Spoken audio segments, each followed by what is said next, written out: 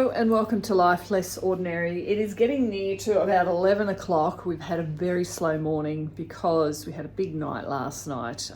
We had a family fun night with lots of our church family, catered for 50 odd people for lasagna. So there's been a bit of a clean up of pans and things.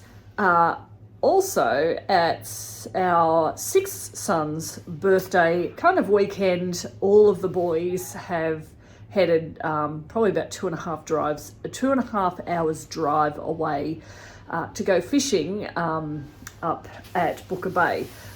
So they're doing that, and the girls and I have just been pottering around, cleaning up the kitchen a bit.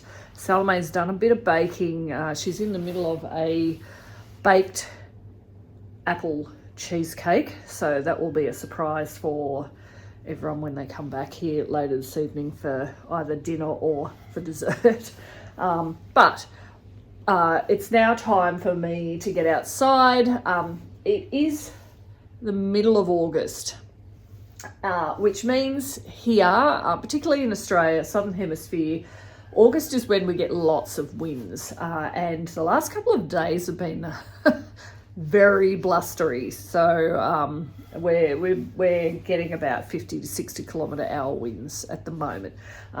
So I've kind of been putting off going outside, but there are some things that I need to do out there in the garden.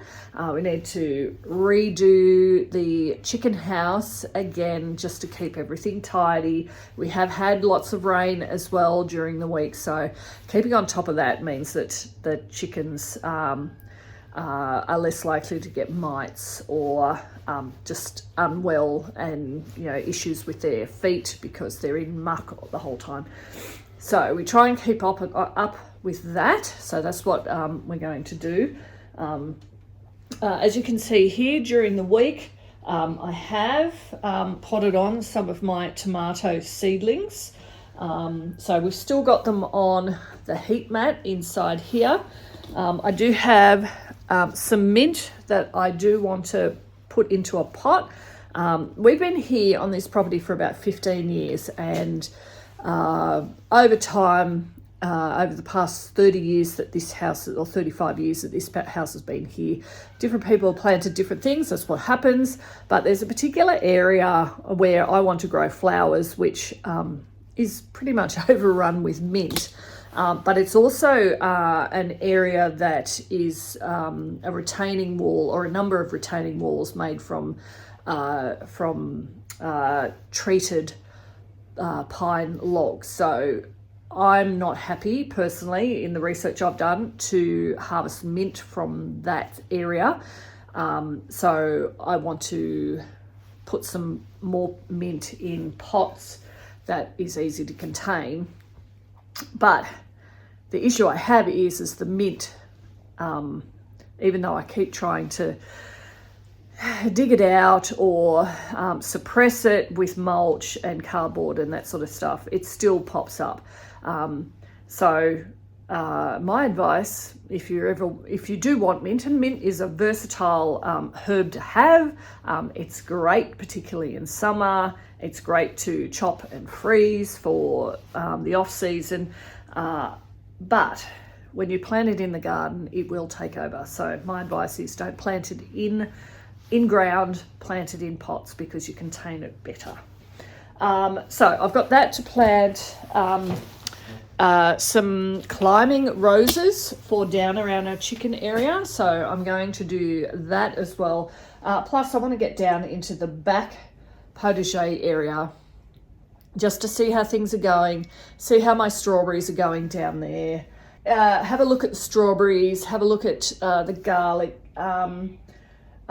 If I can, I might get Salome to do a little bit of push mower, or if I've got the time, do a little bit of more push mower with the catcher on to keep going on those garden beds, which is what we've been doing.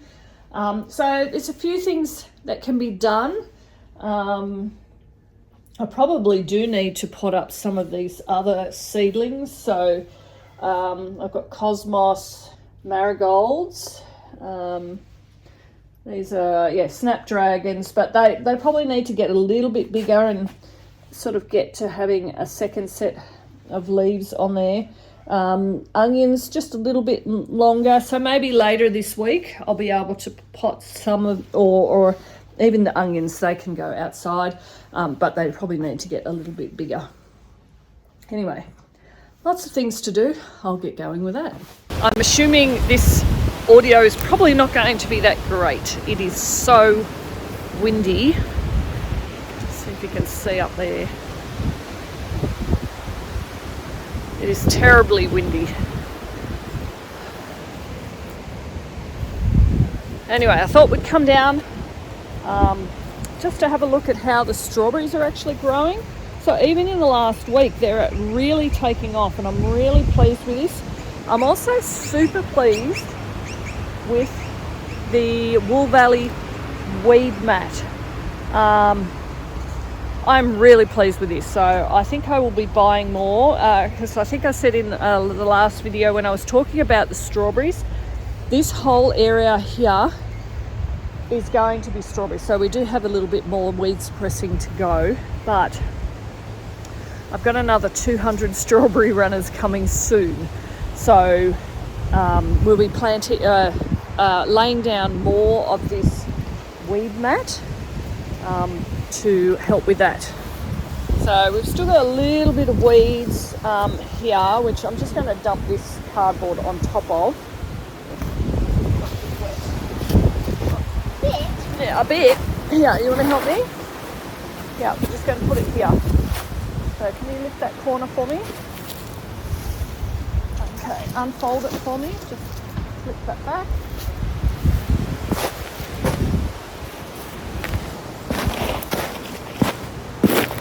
It's not perfect, but it's something.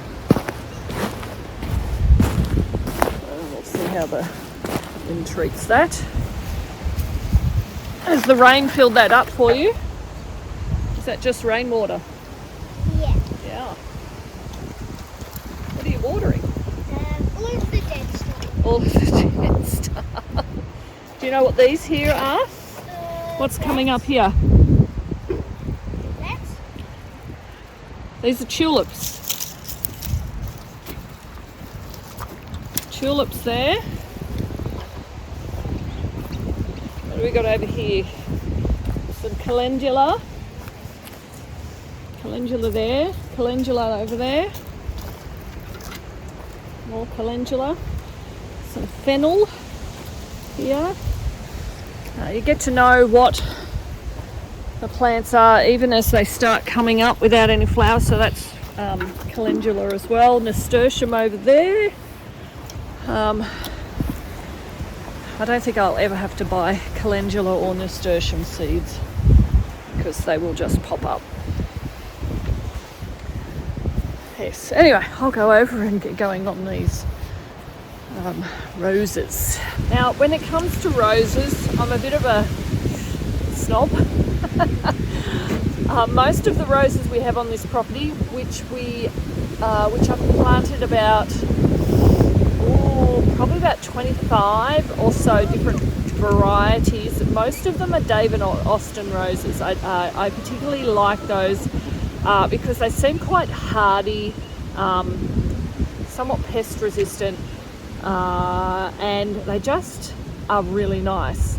Great flowers, they look beautiful, they smell wonderful, grow so well. So that's why most of my roses will be David Austin roses, but in this area here, and because of finances, I'm not quite being so snobbish. So around this garden area, I am planting climbing roses. So some of them are heritage roses, so they're just that old world type rose. Others not quite so old world.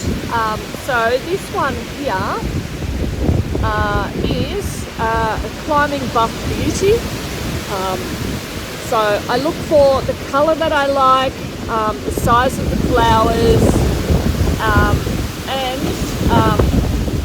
just how I guess how abundant it's going to be. So that's what I've chosen to plant here. And what I'll do is I'll stick this onto the netting quite up high so that I can see what it is. But the other one I'm planting today is Blue Moon for something different in terms of colour. But what I also have here, so over here, this one I planted about 2 weeks ago. This is an Old World Albertine. It just looks like it's going to be amazing. So I'm looking forward to flowers come this summer off that one. And then around here, this one, Old World Rose Wedding Day.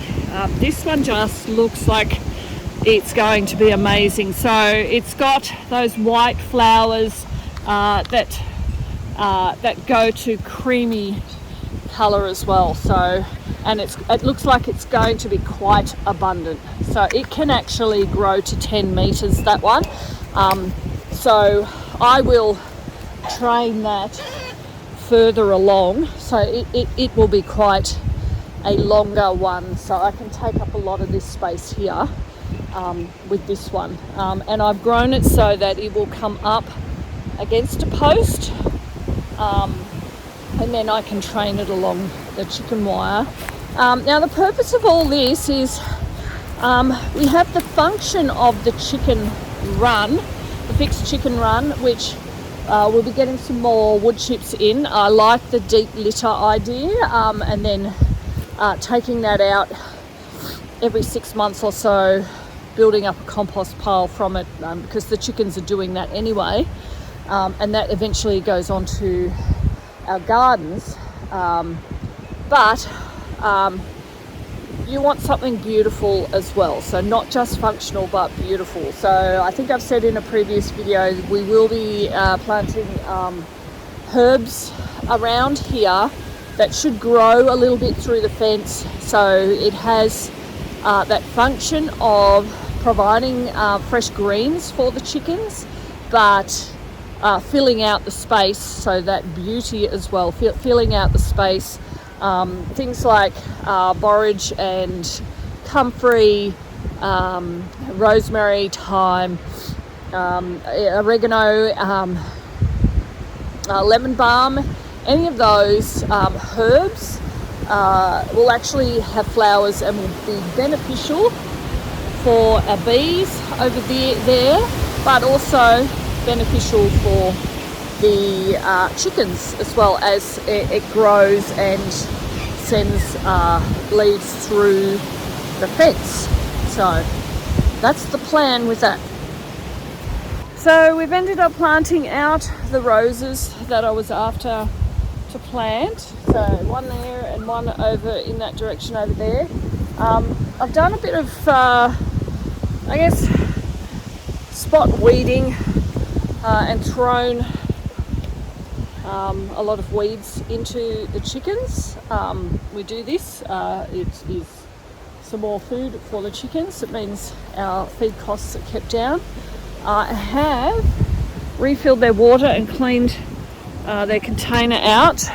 To the water we add apple cider vinegar to it. It helps with their health, worming and things like that. So we do that. And we've also made their house a little cleaner and a little more fragrant.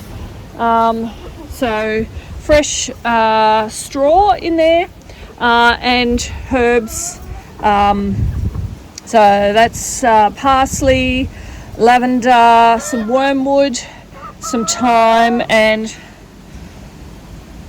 yeah, I think that's it. Rosemary, did I say that? Anyway, so they pick at it.